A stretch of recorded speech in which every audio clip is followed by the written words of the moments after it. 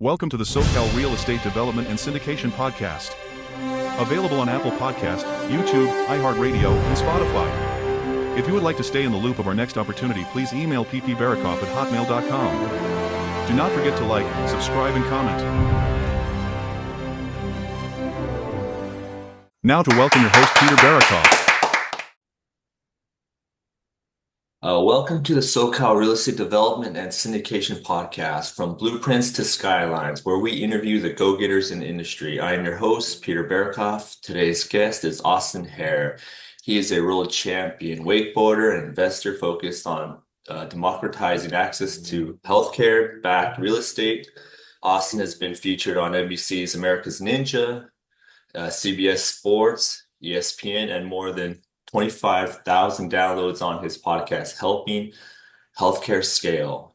He has spoken about real estate at the Association of Dental Support Organizations and the Dental Entrepreneurial Organization. Thanks for coming on, Austin. How are you? My pleasure. I'm doing great, man. Yeah, Great, happy great. to Thanks for coming on happy to early in talk the real estate. morning. Right on. Sounds like you got your hands in the healthcare sector of real estate. Can you share your story and how you got started? Yeah, so I was a professional wakeboarder for a long time, about 10 years. And during that time I really got into health and fitness. So as I was retiring, I wanted to open up some fitness centers, and we were growing by what we call de novo in the healthcare space, which just means like starting new locations rather than mergers and acquisitions. And in my head, I was kind of like, all right, I was ready to do the fourth location. And I said, I want to go to Winter Park, like a certain area of Orlando. And it's like, that's the cool, sexy area. That's where, um, I feel like the next place has to be. And I wanted to stay away from Kissimmee because I thought those demographics were garbage. But I didn't have any real data. It was just a gut feeling. And so then I started working with my partner, and he did this whole process, ran some analytics, did some demographics. And we found out, wow, Winter Park is super saturated. The rents are really high. It's full of competition, and Kissimmee is wide open. And I just had no idea, because you can't make good decisions without good data. So I was really impressed with like the way that he operated things. I ended up selling my gyms in 2019, like right before COVID. Got super lucky. And then at that stage, he invited me to start working with him, and I said, yeah. And so we just kind of sat down at that time. I liked the site selection process. It helped me with my business, and so I was sold already. And then we just thought, okay, like he had been doing healthcare for 14 years. I guess at that stage, it had been less than that. He's about 14 or 15 years right now, so this would have been maybe 10, 11 years. And we were like, what asset class do we want to specifically focus on? And we landed on healthcare because, at the time it was recession resistant. Now it's also pandemic resistant. Now it's also inflation resistant. And it's just extremely safe. According to the SBA, dental has like the lowest default rate out of almost any type of business that they track. And so when you're thinking about all these things, it's like, um, you've got a really, really safe asset, but it seems or asset class, but it also seems like it's less saturated than some of the others. So, you look at a 7-Eleven or even Starbucks or Chipotle, like a lot of these big name retailers, and like in order to develop for them specifically is very difficult. It's very, you have to have something already in the books, like you have to have possession of something, right? And then you got to present it to them. So the way a lot of development works is you essentially buy the land, and then you go and you start looking for users, and you got to reach out to a lot of tenants about that. And that does work. Our method was just a little bit different. We started approaching the tenants. So we started developing relationships with the tenants. That's why the podcast you mentioned in the intro, Helping Healthcare Scale, is a way to make relationships with multi-site healthcare organizations. And the goal is to get an assignment. So at that stage, if they, we bring them on the podcast, we get to know them, we get an assignment, which means they say, hey, we want us to do the brokerage. So they say, go to this, specific trade area. Then we run our analysis, and if we broker a deal, great. If nothing's available and then we got to build it, okay, well that's even better, because that's kind of like the end goal anyways. So we're having the tenants tell us where they want us to go through building relationships, and then we develop for them. And so, a lot of times what's happening right now is that rent is so expensive. So, you take a healthcare group, and you look at the economics behind it. Well, their income is kind of capped due to the either government regulation or Medicare, Medicaid, insurance reimbursements, whatever. And so you've got the situation where they can't necessarily afford a new construction rent price for a single development. And what I mean is like if a lot of historically the other way like developers like us worked is like you would just go and if you get an assignment, you go build a single location for that group, right? Or that specific tenant. I mean, people did it with Blockbuster and CVS, you name it.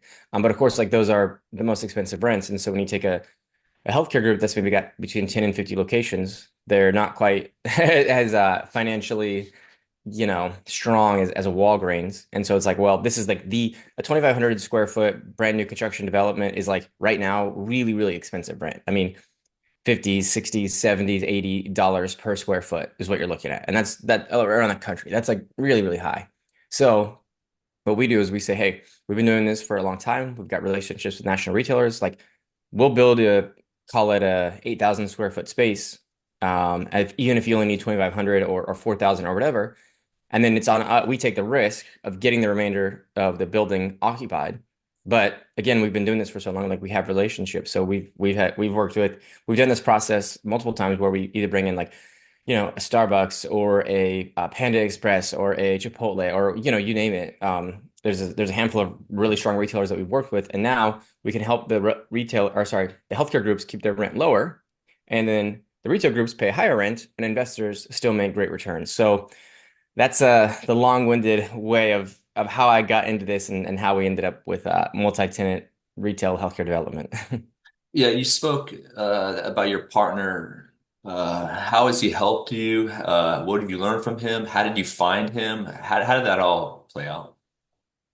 So we were introduced. So really, actually, it was through church, and it was a Bible study that I was going with like his associate's brother. So he has another partner that runs the analytics.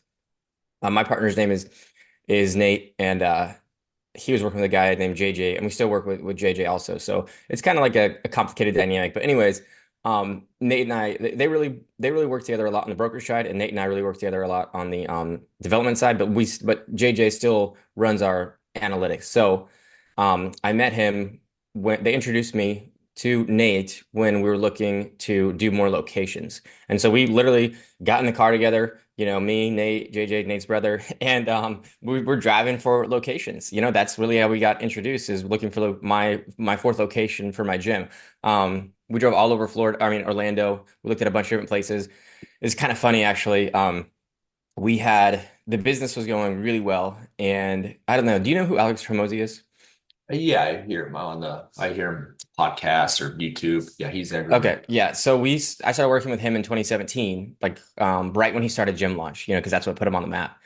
And we got to, we were friends, we got to meet him, all this kind of stuff. He was telling us what to do, and it was working really well. We were printing money at the gyms. And when it came time to do the fourth location, I was a franchisee of it was a franchise called 9Round.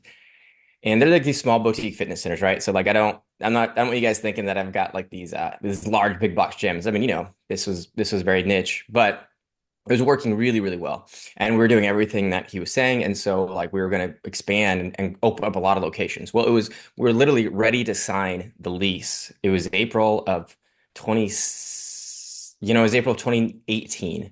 I mean, lease was negotiated, ready to go. And then the franchisor came out and said, hey, you guys can no longer work with Alex Hormozy. And we're like, okay, that's really weird. Why? This is like so strange. So they said, you're not allowed to sell more than one person at a time. It's called a group consult. You're not allowed to talk about nutrition at all in the gym. Essentially they went through and they took the operating agreement and they completely changed it for the next year. And it's like, wait a minute, this is stuff that's working phenomenally well. We're making a ton of money. Why are you doing this? Well, it turns out the franchisor tried to strike a deal with Alex in order to get kickbacks and royalties of every 9Round franchise that was sold. And Alex essentially said, no, it's like, we don't need to do that. Like we don't need to dilute our business model. So the franchisor said, well, if I can't get a cut of this, then nobody can, then nobody can use it. And so completely changed the operating agreement from between 2018 and 2019. And so as soon as like that, I mean, I guess honestly, like I'm kind of glad that he was such a terrible franchisor in a way, because I would have never sold if it wasn't for that. Like in 2018, it's like that was the reason I said, I got to get these gyms ready for sale. And so I essentially, because there's like you can optimize for growth, right? And recycle a lot of the cash into the business, or you can optimize for sale, which is where you start like trying to cut expenses. So I got to optimize for a year, and then right before COVID, I sold, and I just got so lucky. So if we had been, if he had been operating, above board, and I had been working well, then I wouldn't have ever sold, and I wouldn't have ever. I would might have lost the businesses to COVID. I mean, who knows, right? Who knows what would have happened? I wouldn't have gotten into real estate. So, but yeah. Anyways, that's the story of how my partner and I met, and we've been working together for 5 years. Sounds Kind good. of Sounds crazy. good. Hey, so what do you guys got working on right now? What's your latest project? How to get started? How did you find it? So yeah, two deals right now that we're getting ready to close on. And they're both developments like the ones that I described earlier. So one of them is Oh, in Cornelius, Oregon, and that one is a we're doing between this is not we haven't broke ground yet, but we just closed on the land, and we've been work so this one's really interesting actually. We got a dental group, their pediatric dental group. I met them, through a series. And this is just like me revealing behind the curtains, right? Like if people want to go do this, great. It was a really, I started the podcast in 2020. We've done 150 episodes. We've had multiple guests on, or we had guests on multiple times to build the relationship, and then we go to a lot of the conferences and events. So in this situation, I had met this particular tenant in person a handful of times at the different events over the years, and then he was a guest on the podcast. And so he gave us, the assignment because he was really bursting at the seams at one of the locations. So it's like we knew that there was a demand for what he was doing because his one location was doing really well. And then we ran our analysis and we said, okay, sure enough, this looks like a really strong area. So it's west of Portland, Oregon, 30 minutes west of Portland. It's a town called Cornelius. Well, there's like in the blue states, it's hard to do development. I'm sure you live in California, right? And this particular city required a 200-page architectural design, or sorry, like a 200-page application within the city, which is like all of the architectural plans, like all of the environmental impact letters, like a ton of stuff. And the city liked the deal, but it was just really, really, really arduous. And so it's taking several years to do this, which is definitely one of the risks when it comes to development. And essentially my partner and I, we forked out the due diligence costs and the down payments and that sort of thing to the tune of like, a couple $100,000. And it's been taking like an extremely long time. So essentially the but by the time it came to so we had the property the land under contract for a long time. We're doing all the due diligence work, and we're kind of like soft raising capital for the event. I mean, in our situation, because the deals are so hard to come by, we've never had an issue raising capital, right? Once we get a deal, we always get the capital. But this just took a really, really long time, and so we're soft pitching other tenants as well, and we're getting a lot of interest because it's so hard to pay a new development here. Nobody is in this location, right? Like nobody's on this corridor, even though there's like a good anchor tenant like Walmart and 7-Eleven and a couple of the other guys that have like really good street traffic. There's just no new developments coming up at all for anything retail. So we knew that there was something here. Well, a couple of the tenants are expressing interest, and then all of a sudden, when it comes time to close on the land, our actual tenant who gave us the assignment backed out. So ironically, we ended up being able to get LOIs from like two really strong tenants essentially. And so the group of investors that we're working with is more excited about the deal now because we have even stronger tenants, even though we don't have the original one. So it's kind of a testament to like the thesis, which is go to these, like we're getting an assignment here for a reason, but we're doing our own analytical due diligence. And if it checks those boxes, then we're lowering the risk as much as possible. Um, so that deal is actually penciling out to be really really good. It's fully subscribed now with the investors, but it'll actually overperform what we were projecting because of just the way that the cookie crumbled. There's another deal that we're working here in Orlando, where I live, and it's the same thing. It's a different group. It's a dental group, and pretty really strong dental group has they're doing like 40 million in revenue, and So they wanted to go. We're doing several deals with them, but this particular one is they wanted 4,000 square feet. We identified a location for them. It's about 30 minutes south of Orlando in a place called St. Cloud. And yeah, again, really strong demographics. We can build up to 8,000 square feet. And so what we're doing, the reason we're taking on the risk is simply because, like I talked about earlier, like, so they gave us an assignment. We got a lease from them for 4,000 square feet. We're building eight because that helps them get their rent down. So their rent is going to be lower than it would be if it was single tenant. And then it's on us to fill the balance of the space.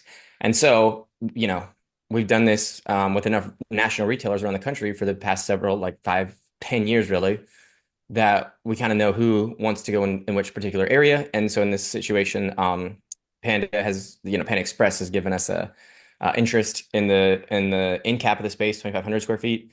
And then we have about three offers for the inline space, which is like 1,500.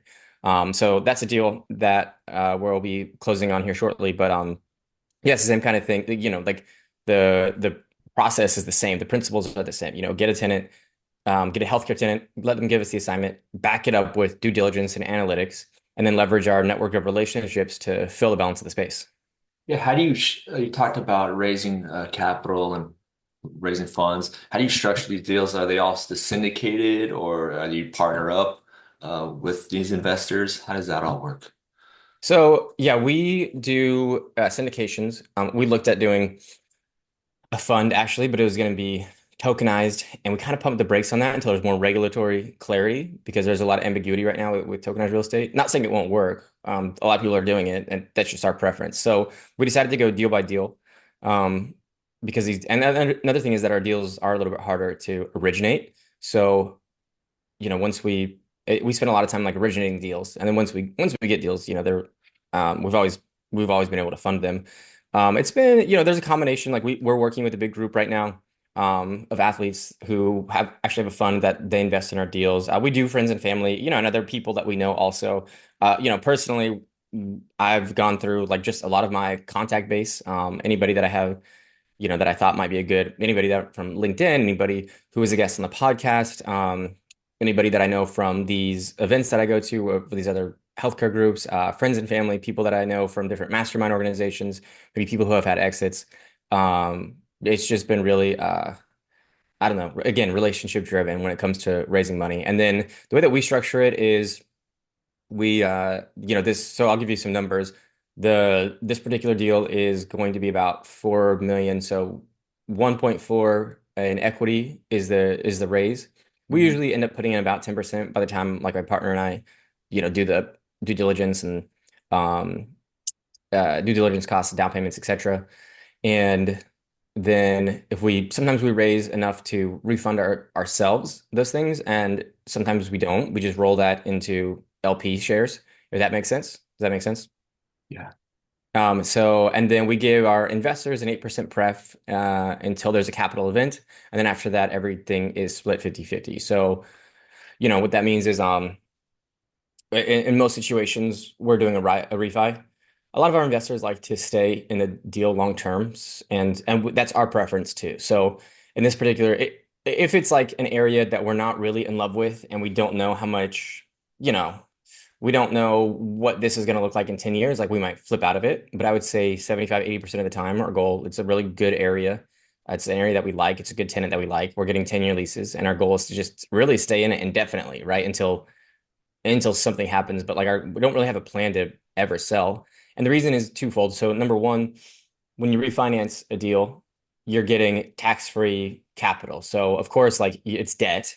You're going to have to pay interest on that debt, and interest rates are high right now. That's true. But if you sell, yeah, you do get more cash usually than a refi, but like now you've got to pay capital gains. Okay. And then the other thing that a lot of people don't talk about is the opportunity cost. So it's like when you're looking at IRR, most developers do flip out of it because the IRR is so strong. Like the shorter you're in the deal, the stronger your IRR is. And like I said, we flipped out of deals too. But really, like IRR does not account for taxes. And the second thing is when you're out of the deal, your money's sitting on the sidelines. So it's who knows how long it's going to be there. Maybe it's a long time, maybe it's a short time, but there is an opportunity cost there versus like if you just keep your money in the deal, you hold your equity and you allow it to keep compounding through the tried and true principles of real estate of, principal pay down and then annual rent bumps and annual appreciation, then over time you're going to win. So we just feel like that's kind of where we're best aligned with our investors. And when you do a refinance kind of early on, that can help offset some of these interest rate hikes. So like in our situation, $1.4 million raise, $4 million project, we project that'll be worth, well, sorry, it's a $4.5 million project. We project that it'll be worth about 5.9, by the end of it. So increasing the value a little bit over $1 million. And um, and we're capitalizing on that by refinancing early, pulling the equity out. And now cash flow goes down, but like you've got a large, your cost base goes way, way, way down by doing a refinance. And so then that can help get a really strong IRR, even though we're holding on to it. Um, On and, that and on that cash out refi on the first one, are you trying to get 100% of your money back? Typically. Well, that would be nice with interest rates where they are. No, it's just not really feasible right now. We have done that. We bought a building with a health or a behavioral health group. Mhm. They took half the building and we filled the other half.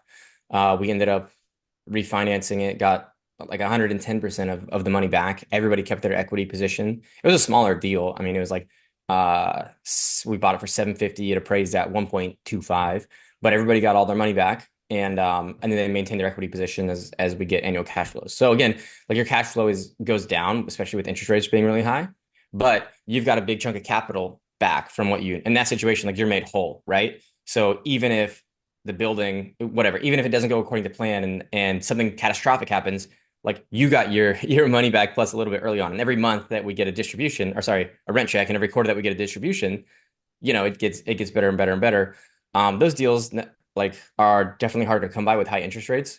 So we're targeting about 59%, I think, within as soon as like the buildings are operating. So as soon as like it'll be about 18 months from the time that we close on the land to the time that they're both like all three tenants are operating. And then at the 5 year mark, well, it'll be the 6 year mark of owning the land, but like the 5 year rent bump, we'll refinance again with the goal of refinancing the other 41%. So at that stage, investors will be made whole, but they will also have collected their 8% pref. So if it takes 18 months to refinance, they'll get a cumulative 12%. It's prorated, if that makes sense. There will be rent bumps, sorry, cash flow from the rent every quarter. And again, that's not very much when you're holding so much equity out in a high interest rate environment. But it's structured in a way that's still safe in order to get the maximum IRR. And so again, like we're working with healthcare because it's really safe. We're working with these national retail tenants because it's really safe. So like the risk return profile is something that's really important to us. We realize that there's other ways you can do this to like try and achieve an IRR in the mid to high 20s that is a little bit riskier. And so our thought process is like, hey, let's keep it really safe, really risk averse. And then I think targeting using these refinances to get an 18% IRR is like a good balance of risk reward. From the East Coast, I assume you're in Florida, right? Yes. And then the project is in Oregon. How did you find that from, being across the United States? And then how do you manage that project or just So yeah, good question. And we've done over 1,000 transactions. We've worked, between all of the different brokerage stuff in 46 states. And so before I started working with my partner, he already had a great relationship with some construction crews that work specifically on healthcare nationwide. And so, it's a good question because like that's such a big problem is construction and labor costs and all those things. And so I hear so many times where the construction project goes long. I'm sure you do too. It's so rare to get it on budget. And so we do pay a premium for using professionals for sure.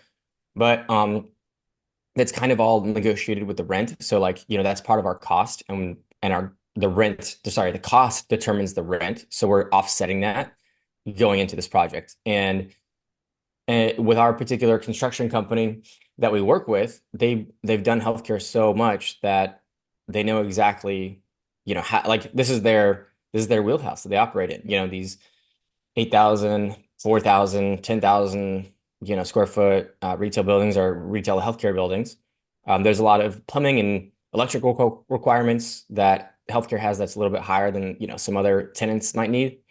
And so we know that this is going to be delivered on time because we've worked with them so many times. Because it's just like if you use a local group that you've never worked with before, just as an example, somebody might say, "Oh yeah, yeah, we've done that," or like, "Yeah, we can do that," right? And you don't really, they might not have done this particular niche, and all of a sudden, it's like they're running into issues because they're figuring it out, right? Like there's just the specific ways that it gets built they're unfamiliar with, and yeah, so that's kind of the way that we've been operating. Yeah, so what resources do you use, read, resources you use to stay up to date on development, medical? Well, I feel like it's very macro. So I follow a lot of macroeconomic stuff. I listen to the All In podcast a lot. I don't know if you're familiar with them. No, I've never listened to that one. Okay. Yeah, it's they're four VC guys out of San Francisco, but they're on all sides of the political aisle Mhm. and are really smart. So that's helpful. And then there's also a CBRE. They have a podcast, a commercial real estate podcast that I listen to from time to time. And then yeah, I think that honestly, like the commercial real estate sector is like very niche, so there's not really a lot of podcasts that kind of dive into it as much as like I've noticed there's a lot more residential real estate podcasts. I'm sure you've noticed that too. I've noticed there's a lot more um investing like public equity stock market podcast as well. So it's a little bit harder to find. Another one that we listen to is there's a company called Becker's. They've got like just a little short, it's group dentistry podcast. Mhm. It's like 5 minutes long, and yeah, those are just some of the podcasts that I listen to. Yeah, what's a huge challenge for you right now out there, and like who are you looking for to help you out with it? What's going on like in that area? In a challenge. So yeah, when it comes to originating deals, it's just like the healthcare groups, rent is like very, very high, and these healthcare groups are, handcuffed, for lack of a better word, in terms of what they can charge reimbursements for. Like you look at Chipotle, they can raise their prices 15 cents or a dollar or whatever to combat inflation. Healthcare can't particularly do that, so that's why we're doing these multi-tenant developments and helping to spread the cost basis down to lower their rent. So I would say that's a challenge is being able to create a situation where they can afford the rent, like an affordable rent. Um, and in terms of overcoming that, it's just the strategy that we've been using. So I don't know, is that your question? Yeah, just if you had any challenges out there, like you said, and is there anybody you're looking for to help you out? What type of person or what it is? But yeah, you kind of answer that. Uh, what's are you willing to share a failure Yeah, that led to so success or something? Or yeah, it's well, there's a couple deal like I would say that the amount of time that it's taken to do this Cornelius deal is a uh, failure, but the deal okay. is gonna work out. You know what I'm saying? So there's been a lot of we've invested a lot of time with groups, like a lot of time, where all of a sudden they backed out last minute. And we didn't Um, necessarily lose money on a lot of those deals, but we lost a lot of time because we invested, that's part of the risk you take is like we have to talk to so many groups in order for a deal to shake out. And I think that we could get better at maybe our filtering process on who we let through the door and who we don't, who we actually spend time with. Um, there's a deal that we did in Lease Summit where again we had an urgent care uh give us an assignment and they backed out. We actually ended up getting Starbucks and a 90-unit physical therapist because our analysis was good. We had interest in it. So we actually had to close on this building. It was the old Bank of America building. We bought it for 1.1 million and we had to close on it before we had any signed leases. We had an LOI from Starbucks, but no signed lease. And then we found the group after the physical therapist group after we closed. in that situation, it actually was working like it was going to be a grand slam, and then the city came back because we didn't have a signed lease from Starbucks before we closed. So after we closed, we started going through. The seller had just been pushed to his limits, so we had to make a decision: do we take the risk? Do we close, or do we just pass on this deal? It's like, well, this seems like a really, really great deal. Let's just buy it. Well, it turns out the city said when they're doing their analysis, hey, you need to do a total refinance of, sorry, not a refinance, resurfacing of the parking lot to the tune of $300,000, which we hadn't raised the equity for. So in this situation, it went from a grand slam to more of a home run because we're still, the annual return is still like 20% for the investors in that deal, but it would have been phenomenally higher. So it's like, I wouldn't, a lot of these deals, it's not a total failure, but like we're learning a lot each time we go and we do a deal. Yeah, what advice would you give a new investor looking to get into development or commercial real estate? Well, my intro to it was as an LP. I was an investor, and a deal was my buddy that I used to wakeboard with, and he emailed me. He had this it seemed like a pretty solid deal, so I invested with him, and I got to like a little bit of an introduction to it, and I got to see not quite like behind the scenes, but I was good enough friends with him that I could ask him questions or whatever. And a lot of investors, I mean, a lot of syndicators will answer your questions. But yeah, like that was kind of like my intro to it. I think that's not the only way to do it. Obviously, there's plenty of other ways that you can get your foot in the door. Being a broker, you can go do that. Again, it's gonna take a really long time, but nothing's easy. Like there's no easy button, right? It's just like, do you want to be an LP? Okay, great. Like then yeah, just do due diligence on them. You can be an LP for a long time, but of course that takes capital. So if you want to physically do this as your job, it's going to take a while. Either be a broker or you can work your way in as an LP or just building relationships. But it's like it's a capital intensive business. So you got to either have a lot of money or be good at raising money if you want to be a developer, right? Yeah. You talk about your wakeboarding, American Ninja, you own gyms. Are you still active, or are you now you just perfect and now you just work, or do you still physically stay Yeah, active? me and my wife, but she was on the show this year. They just did a recording. I was on it Uh, last year. Um, I still, stepped down this year because we got two little kids, but 6 months and 3 years. But no, we were at the gym yesterday, the whole family training. We like doing it. It's fun. It's like we try not to let it take over because it can be very consuming. I don't really wakeboard anymore.